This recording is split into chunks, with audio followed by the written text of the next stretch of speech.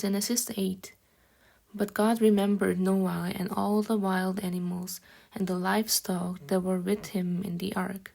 And he sent a wind over the earth, and the water receded. Now the springs of the deep and the floodgate of the heaven had been closed, and the rain had stopped falling from the sky. The water receded steadily from the earth.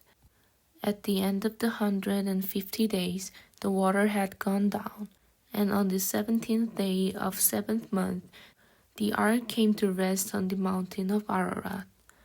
The waters continued to recede until the 10th month, and on the first day of the 10th month, the top of the mountains became visible. After 40 days, Noah opened a window he had made in the ark, and sent out a raven and kept it flying back and forth until the water had dried off from the earth. Then he sent out a dove to see if the water had receded from the surface of the ground. But the dove could find nowhere to perch because there was water over all surface of the earth. So it returned to Noah in the ark. He reached out his hand and took the dove and brought it back to himself in the ark. He waited 7 more days and again sent out the dove from the ark. When the dove returned to him in the evening, there in its beak was a freshly plucked olive leaf.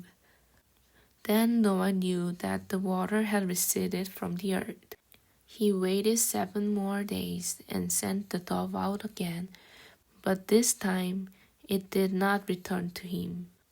By the first day of the 1st month of Noah's 601st year, the water had dried off from the earth.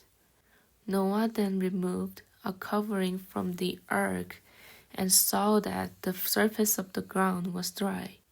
By the 27th day of the 2nd month, the earth was completely dry. Then God said to Noah, "Come out of the ark, you and your wife and your sons and their wives.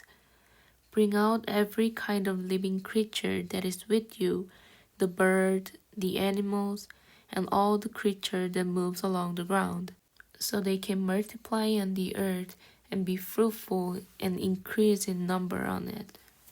So Noah came out together with his son and his wife and his sons' wives. All the animals and all the creatures that move along the ground and all the birds, everything that moves on land, came out of the ark, one kind after another. Then Noah built an altar to the Lord, and taking some of all the clean animals and clean birds, he sacrificed burnt offering on it. The Lord smelled the pleasing aroma and said in his heart, "Never again will I curse the ground because of human, even though every inclination of the human heart is evil from childhood. And never again will I destroy all living creature as I have done. As long as the earth endures, seed time and harvest, cold and heat, summer and winter, day and night will never cease."